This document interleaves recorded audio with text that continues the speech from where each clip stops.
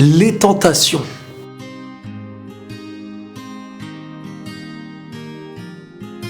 La vie est remplie de tentations, que ce soit dans l'argent ou même dans l'amour. Quelqu'un qui souhaite envisager quelque chose de sérieux avec une personne. À ce moment-là, il existe plusieurs types de tentations. Il y a celui qui sera intéressé uniquement pour son physique, relation qui risque d'être très temporaire si c'est uniquement la chose que tu cherches. Il y a aussi la tentation qui est due à un bon comportement, à une manière de vivre de la personne, ce qui te pousse à vouloir avancer dans cette sécurité. Comme je l'ai dit, la vie est remplie de tentations.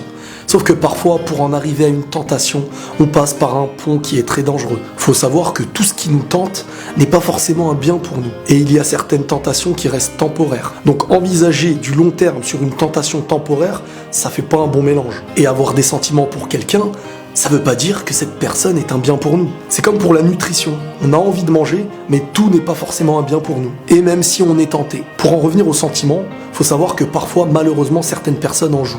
En arriver à utiliser tes sentiments pour obtenir sa tentation. Et si de ton côté, seule la passion existe, tu tomberas dans le piège et tu seras triste. Donc à ce moment-là, faut en revenir à ce qu'on appelle l'équilibre. La passion d'un côté, mais la raison qui vient l'équilibrer. Car si on cède à la passion et à tous nos sentiments, on risque de finir très dépressif. La raison équilibre la passion et elle t'empêche d'être triste sur du long terme. Quand on aime une chose, il faut parfois se demander si cette chose est un bien pour nous. Mais quand la raison n'existe pas, on se prend pas la tête et on avance aveuglément vers quelque chose qui peut être un grand danger. Donc parfois, il faut savoir dire non à une tentation. Car la raison peut parfois venir réussir à combattre la passion pour au final trouver ce qui est réellement un bien pour toi. Et au final te rendre heureux. En dehors des sentiments amoureux, c'est pareil pour la richesse. Il y a cette tentation de vouloir être riche. Et pour certains, elle est tellement forte qu'elle pourrait leur faire n'importe quoi. On pourrait te proposer un mode de vie sain avec un salaire. Tu le refuserais si à côté on te propose un mode de vie peut-être malsain, mais avec un meilleur salaire. Soyons sincères, à nous de connaître nos priorités sur Terre.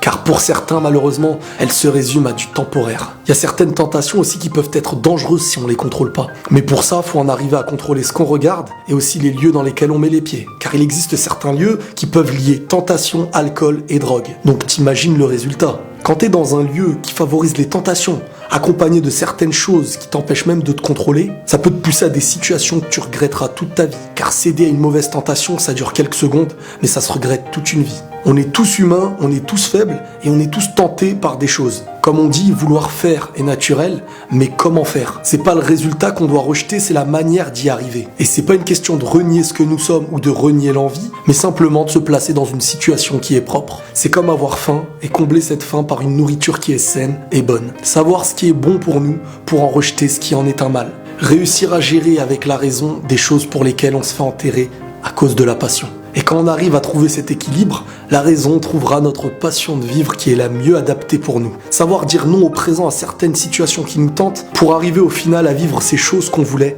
mais d'une meilleure manière. Et la paix sur vous.